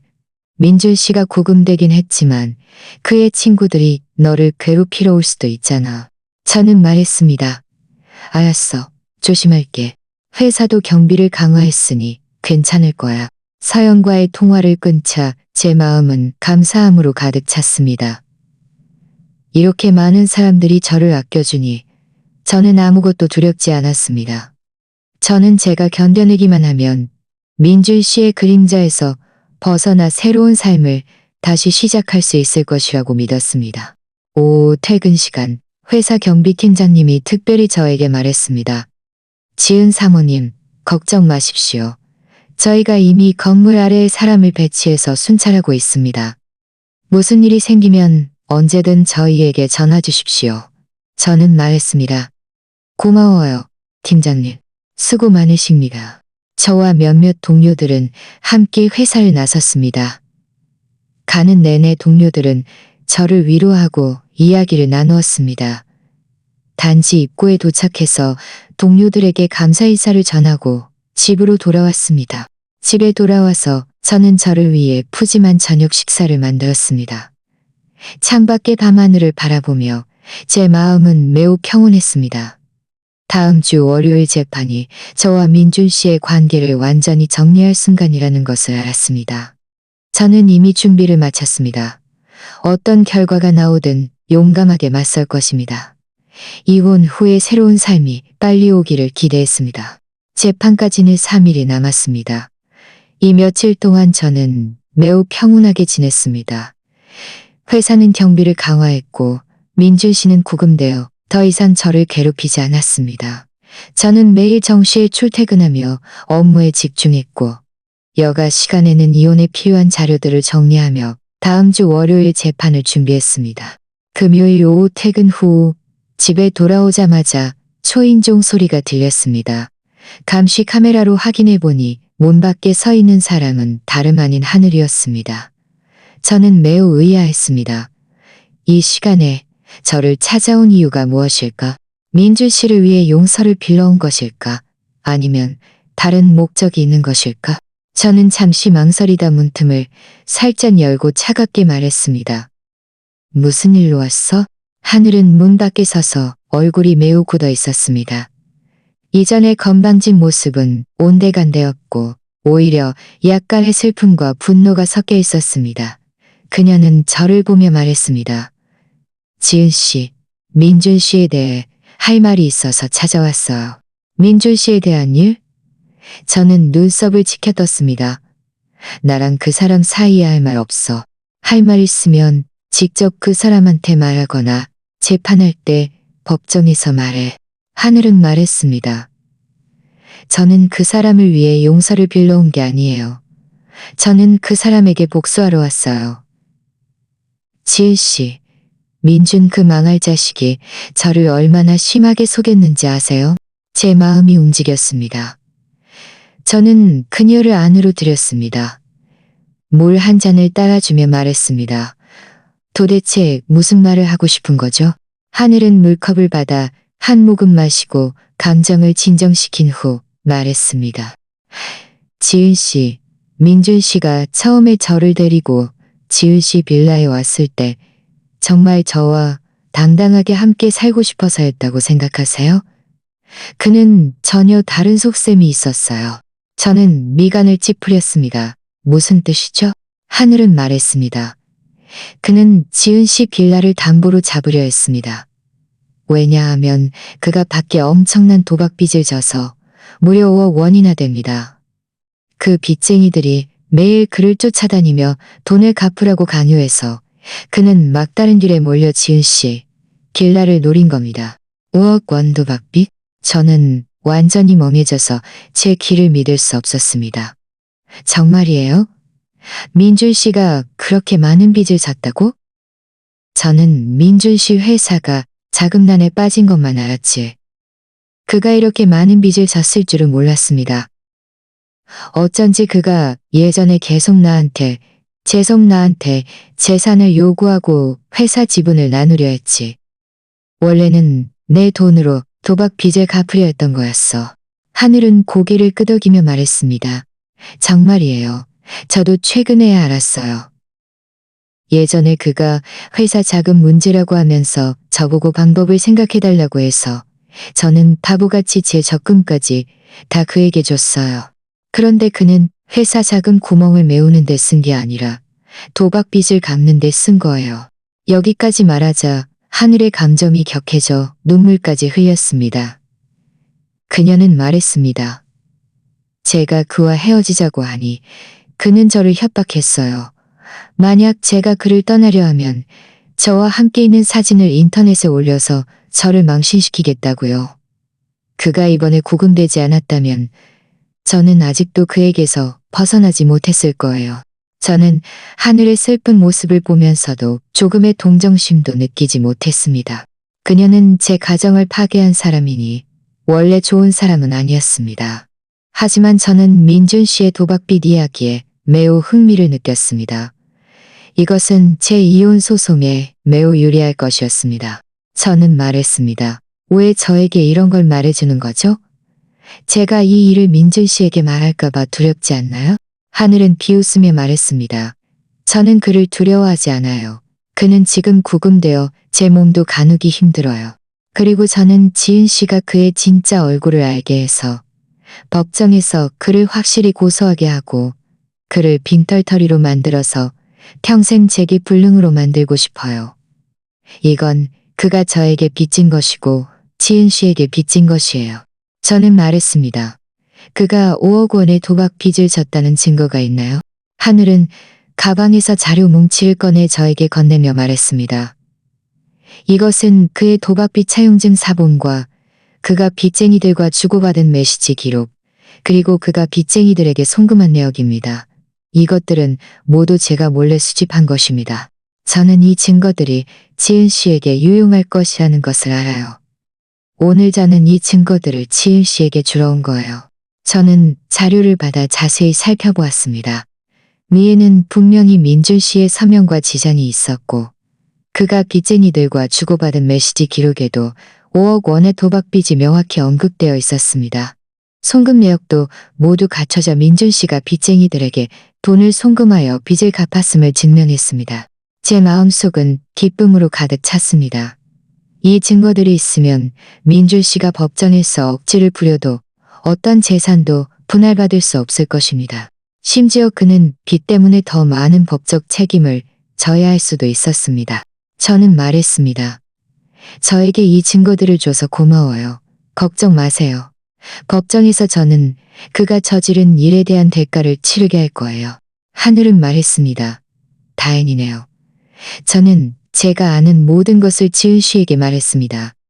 이제 저도 가야겠네요. 앞으로 민준 그 망할 놈과는 어떤 관계도 맺고 싶지 않아요.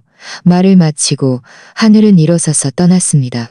그녀가 떠나는 뒷모습을 보며 제 마음은 복잡했습니다. 민준 씨는 정말 망할 놈이었습니다. 바람 피우고 공동 재산을 은닉하고 게다가 이렇게 많은 빚까지 졌다니. 이런 사람은 행복을 누릴 자격이 없었습니다. 저는 즉시 박 변호사님에게 전화해서 하늘이 저에게 준 민준 씨의 5억 원 도박빚 이야기를 모두 말씀드렸습니다. 그리고 하늘이 저에게 준 증거들을 사진 찍어 그에게 보냈습니다. 박 변호사님은 사진을 본 후 말했습니다. 지은 사모님, 정말 잘 됐습니다. 이 증거들이 있으면 이 이혼 소송은 사모님께서 확실히 이기셨습니다. 민준 씨는 유책 배우자이고 게다가 엄청난 도박빚까지 졌습니다. 이 도박빚은 부부 공동 채무에 속하지 않으므로 사모님께서 부담할 필요가 없습니다. 게다가 법원 판결 시 그의 이런 행동 때문에 어떤 부부 공동 재산도 분할받지 못하게 할 것입니다. 저는 말했습니다. 네, 박 변호사님. 알겠습니다. 이 증거들이 있으니 제 마음이 더욱 든든해졌습니다. 박 변호사님은 말했습니다. 걱정 마십시오. 제가 이 증거들을 잘 정리해서 법원에 제출하겠습니다. 다음 주 월요일 재판 시 이 증거들을 잘 활용하여 사모님께 최대한의 이익을 얻어드리겠습니다. 전화를 끊자 제 마음속 한 덩어리 돌이 마침내 떨어져 나갔습니다. 저는 하늘이 저에게 준 증거들과 제가 이전에 수집한 증거들을 함께 정리하여 파일에 넣었습니다. 이 증거들을 보며 저는 마치 법정에서 민준 씨가 패배하여 초라하게 굴복하는 모습을 이미 본 것 같았습니다. 저녁에 저는 부모님께 전화해서 민준 씨의 5억 원 도박빚 이야기를 모두 말씀드렸습니다. 부모님은 듣고 나서 화가 나서 어쩔 줄 몰라 했습니다. 아빠는 말했습니다. 민준 그 사람은 정말 밑빠진 독이야. 다행히 우리가 그때 더 이상 그에게 돈을 투자해주지 않았어. 지은아, 걱정 마. 다음 주 월요일 재판에 엄마 아빠가 너랑 같이 갈게. 우리는 직접 그 망할 놈이 마땅히 받아야 할 벌을 받는 것을 볼 거야. 저는 말했습니다. 네, 부모님. 부모님께서 계시니 제가 더 안심이 돼요. 전화를 끊고 저는 다시 서연에게 전화해서 이 일을 말해주었습니다. 서연은 말했습니다. 민준 그 망할 자식은 정말 파렴치하네. 감히 이렇게 많은 빚을 졌다니. 지은아, 다음 주 월요일 재판에 나도 너랑 같이 가서 응원해줄게. 저는 말했습니다. 네, 서연아, 고마워. 그날 밤 저는 유난히 편안하게 잠들었습니다. 다음 주 월요일 재판이 민준 씨의 종말이 될 것이라는 것을 알았기 때문입니다. 그리고 저도 그의 그림자에서 완전히 벗어나 새로운 삶을 시작할 것입니다. 토요일과 일요일, 저는 외출하지 않고 집에서 쉬면서 마음을 정리했습니다. 모든 증거들을 다시 한번 검토하여 빠진 것이 없는지 확인했습니다. 그리고 박 변호사님과 몇 번 통화하여 재판 시 주의사항에 대해 상의했습니다. 일요일 밤 저는 다음 날 입을 옷을 준비했습니다. 검은색 정장이었는데 차분하고 전문적인 느낌을 주었습니다. 저는 거울을 보며 스스로에게 힘을 불어넣었습니다. 지은, 너는 분명히 해낼 수 있어. 월요일 아침 일찍 저는 일어났습니다. 씻고 준비해둔 정장을 입고 연한 화장을 했습니다. 막 준비를 마쳤을 때 부모님과 서연이 저희 집에 도착했습니다. 엄마는 제 손을 잡고 말했습니다. 지은아, 긴장하지 마. 엄마 아빠랑 서연이가 옆에 있으니까. 엄마, 저 긴장하네요. 이미 준비 다 됐어요. 우리는 함께 아침 식사를 한 후 차를 타고 법원으로 갔습니다. 법원 입구에 도착하자 박 변호사님이 이미 우리를 기다리고 있었습니다. 박 변호사님은 말했습니다. 지은 사모님, 걱정 마십시오. 모든 준비가 끝났습니다. 저는 고개를 끄덕이고 박 변호사님을 따라 법원 안으로 들어갔습니다. 법정에 들어서는 순간 저는 깊이 숨을 들이쉬었습니다. 마음은 매우 평온했습니다. 정의와 불의의 싸움이 곧 시작될 것이고 제가 최후의 승자가 될 것이라는 것을 알았습니다. 법정 안은 매우 조용했고 공기 중에는 엄숙함이 감돌았습니다. 저는 박 변호사님을 따라 원고석에 앉았습니다. 부모님과 서연은 방청석에 앉아 있었고 눈빛에는 걱정과 지지가 가득했습니다. 얼마 지나지 않아 민준 씨가 법정 경찰에 의해 끌려 들어왔습니다. 그는 죄수복을 입고 있었고 머리카락은 헝클어져 있었으며 눈빛은 흐리멍덩했습니다. 예전에 의기양양했던 모습과는 딴판이었습니다. 저를 보자 그의 눈빛에는 한 줄기 증오심이 스쳤다가 이내 공포로 바뀌었습니다. 개정 벨 소리가 울리고 판사가 들어왔습니다. 재판이 공식적으로 시작되었습니다.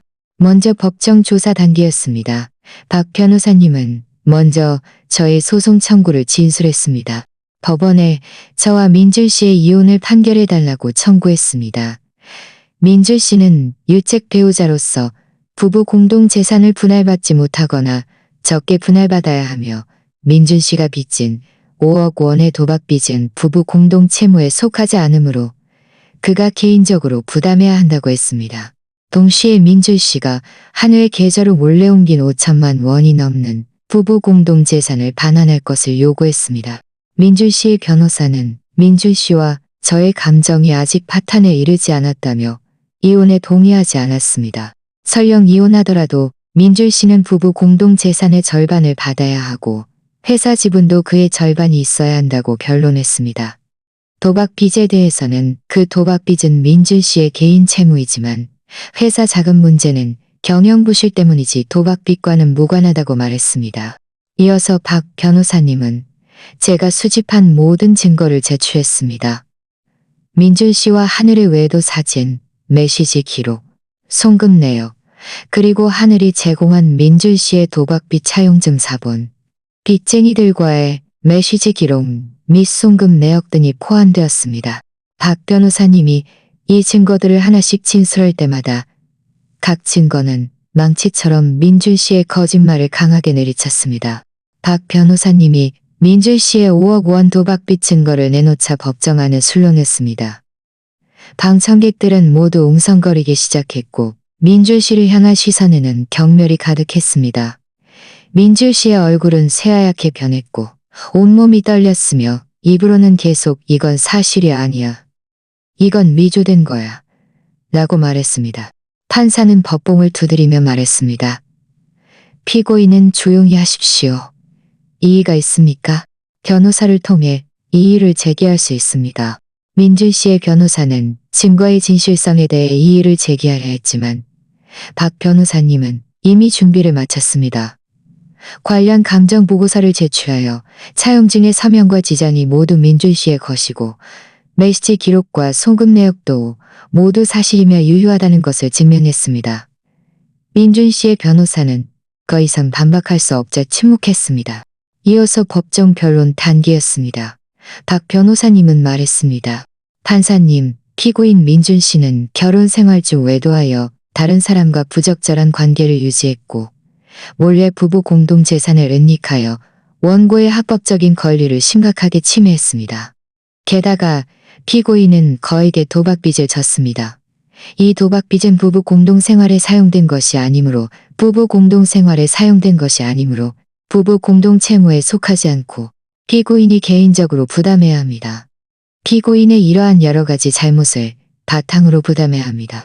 민준 씨의 변호사는 여전히 변론하려 했지만 그의 변명은 창백하고 무력하여 전혀 설득력이 없었습니다. 민준 씨 자신도 감정이 격해져 일어서서 판사에게 소리쳤습니다. 저는 바람 피운 적 없어요. 그 사진들도 가짜예요. 지은 이 망할 년이 저를 항정에 빠뜨린 거예요. 판사는 다시 법봉을 두드리며 엄하게 말했습니다. 피고인은 언행에 주의하십시오. 법정은 엄숙한 장소입니다. 함부로 타인을 모욕하는 것을 용납하지 않습니다. 만약 계속 법정 질서를 방해하면 저는 강제 조치를 취할 것입니다. 민준 씨는 판사에게 꾸짖음을 듣자 몸을 움찔하며 더 이상 말하지 못하고 초라하게 피고인석으로 돌아와 앉았습니다. 재판이 끝난 후 판사는 선고 기일을 추후에 알리겠다고 선언했습니다. 법정을 나서자 부모님과 서연이 모두 저에게 다가왔습니다. 엄마는 제 손을 잡고 말했습니다. 지은아, 정말 잘했어. 판사님께서 분명히 우리가 이겼다고 판결하실 거야. 서연은 말했습니다. 맞아, 지은아. 민준 그 망할 자식이 법정에서 얼마나 초라했는지. 그는 절대로 이길 수 없을 거야. 저는 웃으며 말했습니다. 고마워요, 모두. 결과가 어떻든 저는 이미 모든 것을 내려놓았어요. 박 변호사님은 말했습니다. 지은 사모님, 걱정 마십시오. 오늘 재판 상황을 볼 때 저희가 승소할 가능성이 매우 큽니다. 법원은 곧 판결을 내릴 것입니다. 그때 제가 가장 먼저 알려드리겠습니다. 이어서 며칠 동안 저는 여전히 정상적으로 출퇴근하며 평온한 마음을 유지했습니다. 올 것은 결국 올 것이라는 것을 알았습니다. 사흘 후 박 변호사님이 저에게 전화해서 판결이 나왔다고 말했습니다. 법원은 저희 모든 소송 청구를 지지했습니다. 저와 민준 씨의 이혼을 판결하고 민준 씨는 부부 공동 재산을 분할받지 못하며 그가 몰래 옮긴 5천만 원이 넘는 부부 공동 재산은 저에게 반환해야 하고 5억 원의 도박 빚은 그가 개인적으로 부담해야 한다고 판결했습니다. 이 소식을 듣자 제 마음은 한결 후련해졌습니다. 제 마음을 짓누르던 돌덩이가 마침내 완전히 떨어져 나갔습니다. 부모님과 서연도 저를 축하해 주었습니다. 엄마는 저를 위해 특별히 푸짐한 저녁 식사를 차려주며 축하해 주었습니다. 판결문을 받은 날 저는 특별히 한빛 빌라에 다녀왔습니다. 빌라 입구에 서서 슬픈 추억이 가득한 이 집을 바라보았습니다. 마음속에는 이전의 슬픔 대신 후련함만이 남았습니다. 저는 부동산 중개업소에 전화해서 빌라를 매물로 내놓았습니다. 이 집을 팔고 다른 곳으로 이사가서 새로운 삶을 시작하고 싶었습니다. 얼마 지나지 않아 민준 씨는 5억 원의 도박빚을 갚지 못하여 빚쟁이들에게 고소당했습니다. 그의 회사도 자금난에 빠진 데다가 그 자신이 불량 기록이 있어 법원에 의해 압류입경매 처분되었습니다. 결국 그는 한 푼도 없는 빈털터리가 되었을 뿐만 아니라 이전의 업무 반해죄와 도박 행위로 인해 징역 2년을 선고받았습니다. 이 소식이 제 귀에 들려왔을 때 제 마음에는 조금의 동요도 없었습니다. 이 모든 것은 그 자신이 자초한 일이니 다른 사람을 탓할 수 없었습니다. 인과응보. 그는 마침내 자신이 저지른 일에 대한 합당한 대가를 치렀습니다. 한 해도 좋은 결말을 맞지 못했습니다. 그녀는 이전에 민준 씨가 재산 일부를 은닉하는 것을 도왔기 때문에 법원에서 연대 책임을 추궁당하여 일부 금액을 반환해야 했습니다. 게다가 그녀가 남의 가정을 파괴한 사실도 그녀의 가족과 친구들에게 알려져 모두가 그녀를 손가락질했습니다. 그녀는 이 도시에서 살 수 없게 되어 초라하게 고향으로 돌아갈 수밖에 없었습니다. 빌라는 금세 팔렸습니다. 8억 원이 넘는 돈을 받았습니다. 저는 이 돈으로 시내 중심가의 크지도 작지도 않은 아파트를 샀습니다. 제가 좋아하는 스타일로 인테리어를 했습니다. 이사하는 날 부모님과 서연이 모두 저를 축하해주러 왔습니다. 따뜻한 새 집을 보며 제 마음은 기대감으로 가득 찼습니다. 이혼 후 저는 모든 에너지를 업무에 쏟았습니다. 탁월한 업무 성과 덕분에 저는 빠르게 승진하여 회사 기획 본부장이 되었습니다. 동료들은 모두 저를 존경하며 제가 강인하고 유능하다고 말했습니다. 여가 시간에는 부모님과 함께 여행을 가거나 서연과 함께 쇼핑을 하거나 영화를 보러 갔습니다. 제 삶은 충실하고 즐거워졌고 이전의 억압과 불안은 더 이상 없었습니다. 저도 천천히 자신을 사랑하는 법을 배우고 오직 자신이 자신을 사랑하는 법을 배우고 오직 자신이다. 반년 후 한업계 교류회에서 저는 고지훈이라는 남자를 알게 되었습니다. 그는 한 IT 회사의 CEO였는데 성숙하고 침착하며 다정하고 배려심이 깊었습니다. 그는 저의 지난 이야기를 알게 된 후 저를 업신여기기는커녕 저의 강인함과 용기에 감탄했습니다. 고지훈 씨는 저에게 매우 잘해주었습니다. 그는 제 생일을 기억하고 기념일에는 작은 서프라이즈를 준비해 주었으며 제가 업무에 지쳐 있을 때는 위로와 격려를 해주었습니다. 그는 또한 저의 생각을 존중하고 저의 업무를 지지해 주었습니다. 그의 구애 덕분에 저는 천천히 마음을 열고 그의 사랑을 받아들였습니다. 우리가 함께한 지 반년 후 고지훈 씨가 저에게 청혼했습니다. 그는 무릎을 꿇고 손에 다이아몬드 반지를 들고 말했습니다. 지은 씨, 지은 씨가 이전에 많은 고통을 겪었다는 것을 알고 있습니다. 앞으로의 삶이 순탄할 것이라고 장담할 수는 없지만 저는 평생 지은 씨에게 잘해주고 지은 씨를 보호해서 다시는 조금 더 상처받지 않게 할 것이라고 약속할 수 있습니다. 저와 결혼해 주시겠습니까? 그의 진심 어린 눈빛을 보며 저는 감동의 눈물을 흘렸습니다. 저는 고개를 끄덕이며 말했습니다. 네, 결혼할게요. 저희 결혼식은 매우 간소했습니다. 양가 가족과 친한 친구들만 초대했습니다. 결혼식에서 저는 순백의 웨딩드레스를 입고 아빠의 손을 잡고 고지훈 씨에게로 걸어갔습니다. 눈앞에 이 남자를 보며 제 마음은 행복으로 가득 찼습니다. 저는 마침내 과거의 그림자에서 벗어나 저만의 행복을 찾았다는 것을 알았습니다. 결혼 후의 삶은 평범했지만 따뜻했습니다. 고지훈 씨는 저에게 변함없이 잘해주었습니다.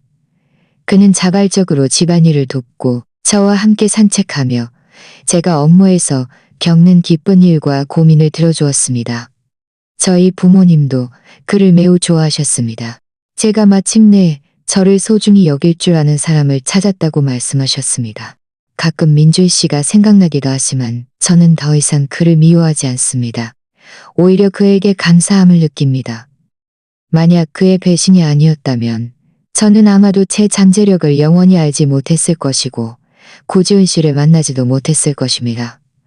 그의 떠남이 저에게 다시 시작하고 진정한 행복을 찾을 기회를 주었습니다. 저는 종종 생각합니다.